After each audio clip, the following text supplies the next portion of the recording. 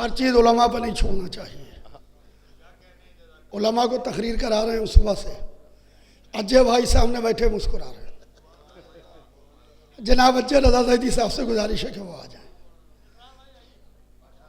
जनाब अजय रजा ज़ैदी साहब, ताकि हमारे को भी ये इल्ज़ाम न लगने पाए कि सुबह से सिर्फ उलमा को बुलवा रहे हैं। आज की इस कॉन्फ्रेंस के सदर मोहतरम जनाब साहिब मेरी साहब क़िबला, रहबरान कौम मिल्लत, अज़ीज़ दोस्तों, जनाब यासूफ अब्बास साहब, एजावतर साहब, सलाम अलैकुम। औज़ु बिल्लाहि मिनश शैतानिर रजीम, बिस्मिल्लाहिर रहमानिर रहीम, वातसिमू बिहब्लिल्लाहि जमीअन वला तफ़र्रक़ू।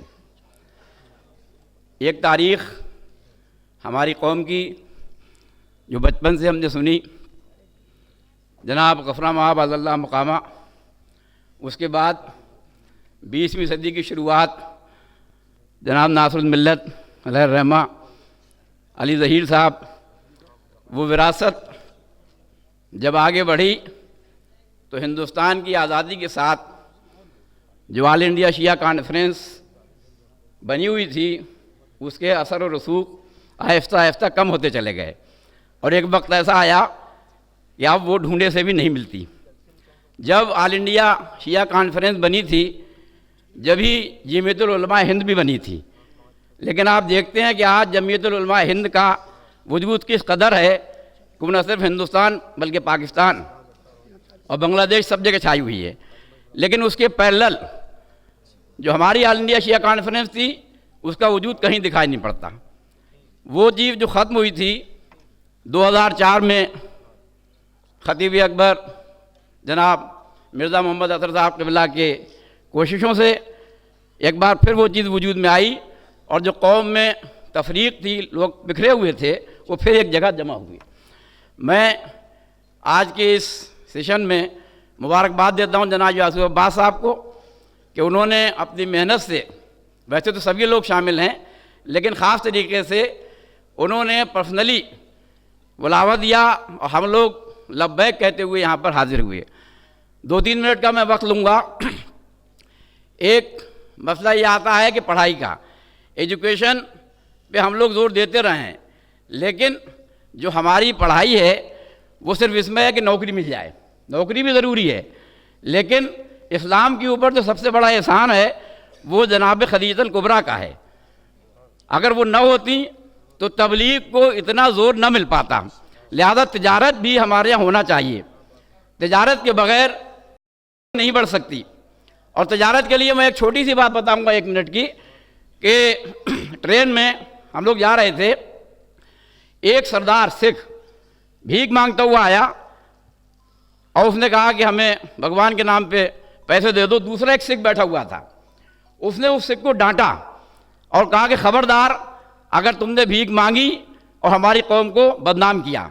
एक पहलू ये था। उसके बाद फ़ौरन, ये आज से करीब 30-35 साल पहले की बात है, उसने 100 रुपये निकाल के दिए और कहा कि ये लो और मूंगफली खरीदो और इसी ट्रेन में बेचो, ताकि भीख न दिखाई दे। अगर मैंने देखा कि तुमने भीख मांगी तो मुझसे बुरा कोई नहीं होगा। लिहाजा उसके बाद जो सरदार भीख मांग रहा था, उस 100 रुपये से उसने मूंगफली खरीदी और उसी ट्रेन में बेचना शुरू किया। अगर हमारी कौम के तमाम लोग ये जिम्मेदारी महसूस कर लें तो कम से कम सब्ज़ी बेचने के लिए, ई रिक्शा के लिए, दूसरे कामों के लिए 100 रुपये से, 1000 से, 10,000 से, 1 लाख से, जो भी है मदद कर सकते हैं। कम से कम वो काम शुरू किया जा सकता है। मदद करने का ये नहीं है कि आप लाख से करोड़ों से करें। दूसरी चीज़ जो भी आई कि जो सेंटर बनाने के लिए ताकि हमारे इदारे बने, तो मैं गुजारिश करूँगा कि लखनऊ, इलाहाबाद और दिल्ली में वो सेंटर बनाए जाएँ जहाँ कोचिंग सेंटर हो, हम लोग उसमें ताउन करेंगे। तीसरी चीज़, जो राय मशवरे हैं वो अलग से हम देंगे, लेकिन जो हमारा all India Shia personal law board है, ये सिर्फ मर्दों का नहीं है, इसमें औरतों के हुकूक की बात करना चाहिए। मैंने अब तक ये देखा कि किसी ने भी हुकूक निस्वा पे बात नहीं की। आधी आबादी हमारी औरतों की है और हम अपने हुकूक की बात करते हैं, लड़कों की बात करते हैं, लड़कियों की बात नहीं करते। व्हाट्सएप पे ग्रुप में हमेशा ये आता रहता है कि पर्दा पर्दा पर्दा। ठीक है, पर्दे का एहतराम होना चाहिए, पर्दा वाजिब भी है, पर्दा लाजिम भी है, लेकिन क्योंकि ये शिया पर्सनल लॉ बोर्ड है। लिहाजा वो चीज़ जो कुरान ने औरतों के लिए बताई है, बच्चों के लिए बताई है, उसका जिक्र भी करना चाहिए। एक बच्ची है तो उसके हुकूक हैं, बहैसियत बेटी के विरासत में उसका हक है, बहैसियत बीवी के विरासत में उसका हक है, बहैसियत वालदा के विरासत में उसका हक है, बहैसियत बहन के भी उसका हक बनता है। हमारे इस बोर्ड में अभी तक किसी ने उसकी बात नहीं की। हमें इसके साथ साथ कि हम उनसे कहते हैं कि ये फ़राइज़ दो या अंजाम दो, उसके साथ हमारी जिम्मेदारी है कि हम उनको भी हुकूक दें।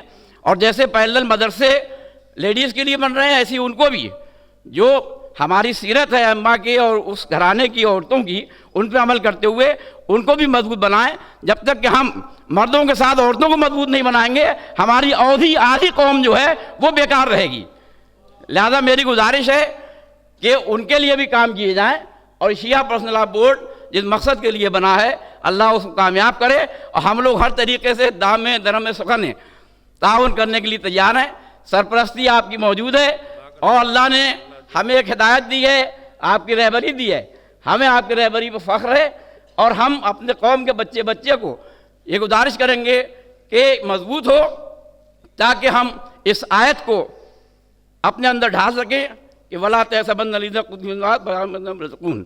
और उसके बाद यही कि हम कभी भी आपस में तफरक़े में न फैलें और जो हमारी मजबूती है वो जिंदा रहे। शिया कौम, शिया कौम, शिया कौम, all India Shia personal law board, all India Shia personal law board, all India Shia personal law board. लब्बैक या हुसैन, लब्बैक या हुसैन, लब्बैक या हुसैन। वासुबहान अल्हम्दुलिल्लाह रब्बिल आलमीन।